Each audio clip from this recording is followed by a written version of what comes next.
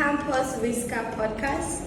I remain your lovable host, Chelsea Godwin, and today we are diving deep into the three major forces shaping campus life: relationship, peer pressure, and the ever-important journey of self-improvement. Whether you are trying to navigate love, friendships, resist the urge, or pressure to fit in, or simply better yourself, this is the episode for you. So today I am with my esteemed guests. They are finally students from the Department of Mass Communication. They've been there and they've done that. So today they will be sharing with us some experiences that we are going to be holding dear to us. And here with me is Oyola Koka. Olani Opemi. Awapulu Abiwayi. okay, because let's face it, being a student today is not just about passing your exams. It's about learning how to manage your emotions, make wise decisions, and grow into the person that you're meant to be. So, my first question will be to Ms. Koka. So, Ms. Koka, as a finalist, can you tell us how students can manage their relationship and their academic lifestyle? Like, how do we find that balance? Okay, as a student, managing personal life and academic requires balance, discipline, and planning. I'll give you let me say 5 tips that have helped me so far. Number 1, create a schedule. Firstly, you have to allocate specific time for your study, rest, and activities. That's personal activities. So let me say after lecture now, as for me, after lecture, getting home, I'll be like, okay, let me read. Because that's the only time I can read. After class or before going to class. Because as a student, there are a lot of distractions. Exactly. Especially in my compound, we have mad people. You will not focus at all. Imagine me certain times that, okay, I want to read in the afternoon or evening. That's the main time when class goes in the compound. That's when you start it. That's when you hear Mubina come to say, hey, this person don't start fight though, this person collect some boyfriend though. So something like that. So there are a lot of distractions. So you have to stay focused. And you need to maintain those tips, like those your schedules. Number 2, avoid procrastination. Don't delay your tasks. Like start early to reduce pressure and create time for yourself. Because imagine you starting a semester. You are already saying the first week of the semester, I'll read next week. Next week will come, you say, I'll read next 2 weeks. Before you know it, 1 week to exam, you will not start reading. The pressure. And that thing is very, very bad in students' life because that's when cramming will start. You start cramming, you reach exam or you forget what you've read, which will affect you badly in your academic career. So number 2, I would say take care of your mental health. That's it. Just make sure, put yourself, as you are trying to balance school with your normal life, take care of your mental health. Because you can't be too, how will I say, you can't be having relationship problem. Like imagine you having a toxic boyfriend. Yes. Let me tell you, after that bad of let me say fight or this it's already affecting you. Exactly. And you want to go to school, you are going for class. Imagine someone like Dr. Simon's class of 7 a.m. I swear. So how will you even try and balance everything? It won't work. Possible. So number 4, I would say maintain healthy relationship. Surround yourself with friends who support your growth. Not just friends, like when you talk about relationship, are you talking about just friendship? Because I know like students these days, they often, have boyfriends and all of that. So when you talk about maintaining healthy relationships, I know that you're not just talking about friendship. So can you enlighten us on a little bit how you think students can make good use of their romantic relationships? Okay. Firstly, I would say when we talk about relationship, we don't talk only about friends. That's your normal, should I say agape love, your romance life, having a boyfriend or this. You're also supposed to have a boyfriend that will support your growth. Not the one that don't care. The only thing he knows is come over. Or okay, this, that, or who is this guy you posted? Do you get? I saw you in school with this sort of person. Yes. Or I asked you to come, you are telling me you are going to class. Follow boys that have sense.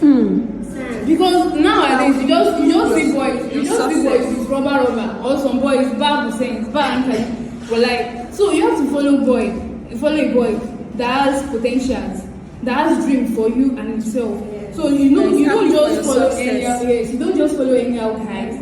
Date responsibly, and also follow friends that support your academic career. You guys do together. And again, our lecturer Dr. Simon always say, pick your friends, don't let your friends choose you. Yeah. So that's all I have to say. Thank you so much, Mrs. Oka, for You're welcome. this brain crushing point. So that leads us to our second question, which is directed to Mrs. Hawa. So my question is, how can students avoid peer pressure amongst themselves? Okay, thank you for the question. There are some tips to follow, like choose your friends wisely, know who you follow, the kind of friends you associate yourself with. I have different type of friends. Yeah. I have the Christian, I have the Muslim, I have the ones that don't not even worship God at all. But that does not mean it has to change my own character or my own attitude Yes. towards them or towards other people. I choose my friends. Everything that I'm trying to do is by my own choice. Yes. I don't follow and I don't get oppressed by any other little things. Also, learn to say no confidently.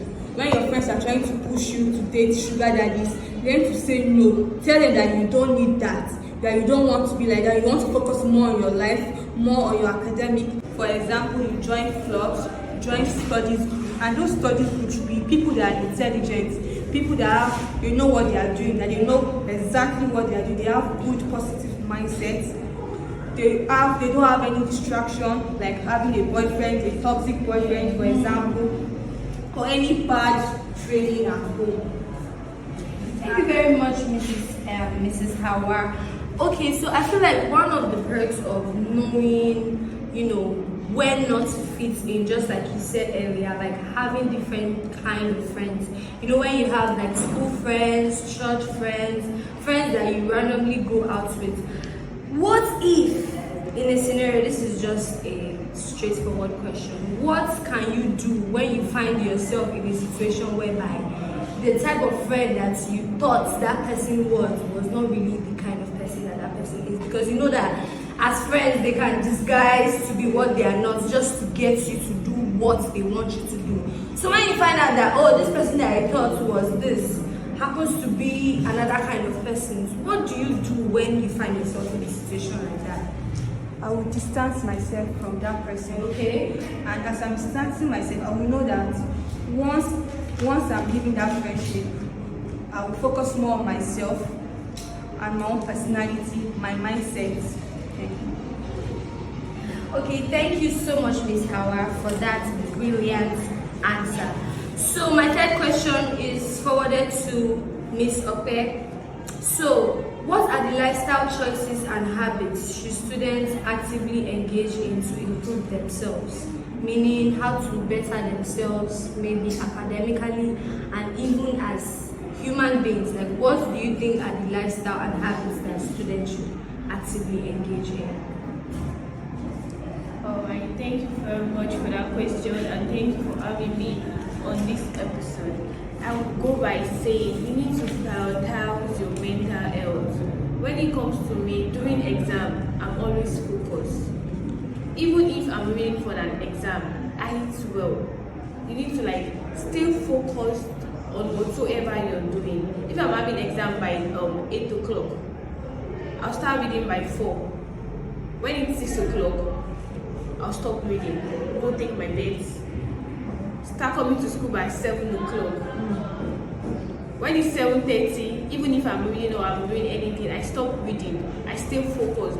You need to prioritize your mental health. You need to know what you want.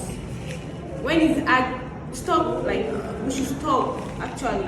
Smoking, thinking too much also affects our behavior actually. So, Ms. Ope, what are the lifestyle choices and habits should students actively engage in to improve themselves?